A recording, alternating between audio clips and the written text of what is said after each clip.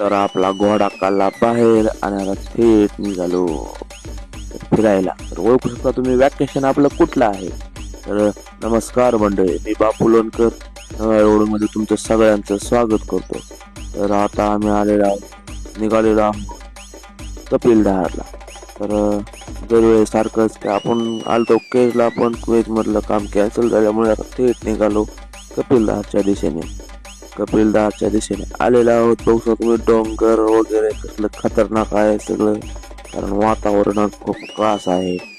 कारण डोंगरामध्ये आल्यानंतर वाटतं की आपण चला महाबळेश्वरला आलो. आता आलेलो आहोत आपण खाली.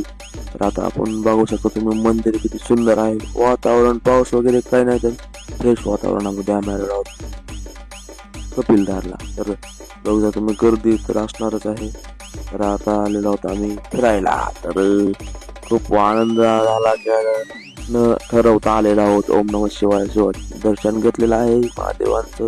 तर आता रांगा तर फुल रिकाम्या आहेत, कारण फक्त भक्तांना जाग फक्त श्रावण महिन्यात येते. तर तुमचं सगळ्यांना माहित आहे. तर दर्शन करून घ्या तुम्ही, महादेवांचे दर्शन घरी बसल्या करून घ्या. तर देव चालू होती पूजा. तर आम्ही दर्शन वगैरे केलं. चला तर म्हणलं आता धबधबा बघूया. बघा किती भारी दिसतंय सगळं. धबधबा तिकडे बंदी आहे, कारण थोडा प्रकार घडलेला, त्यामुळे तिकडे बंदी केलेली आहे. तर तुमचं तुम्ही डोंगर वगैरे किती खतरनाक आहे. तर खूप क्लास आहे वातावरण. खतरनाक डोंगरामध्ये आल्यानंतर वाटतं की खूप तिथेच राहावं, कुठेच जाऊ नये. तर बघू शकता तुम्ही वातावरणाचा आनंद घ्या. तर आता आम्ही निघालेलो आहोत घराकडे. दर्शन वगैरे झालं तर भेटूया मंडळी पुढच्या ब्लॉग मध्ये. धन्यवाद.